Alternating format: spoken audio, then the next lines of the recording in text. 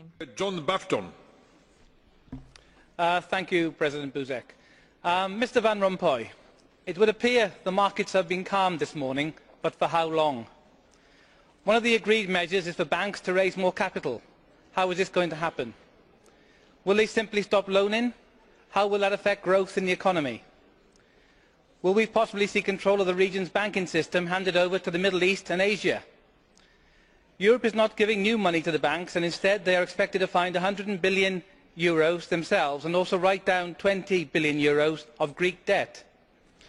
This can only come from a restricting lending or from outside investors taking advantage of the buyer's market, and will probably end up buying up most of the European banking system. Rather than admit the project's a failure and seek to carefully dismantle it, instead you are willing to sell it. Perhaps you are going to take raffle tickets to the next G20 meeting, with the top prize being Greece. Now, this whole period has raised some serious questions about you, Mr Van Rompuy. As the leaders of Europe have been bickering and squabbling and falling deeper into the mire, the newly elected president should surely have jumped to attention and started to flex his muscles. But you have been about as visible as credit in the European government's treasury. The euro has done more for European disunity than anything else, turning country against country, leader against leader, taxpayer against government.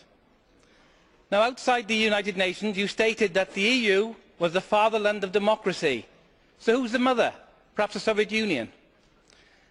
Mr Van Rompuy, I want to ask you if you'd kindly give me an answer when you stand up in a few minutes. I want you to clearly answer to me what you believe the sum will be to the United Kingdom for this recent rescue bailout. Thank you. Thank you very much, colleague.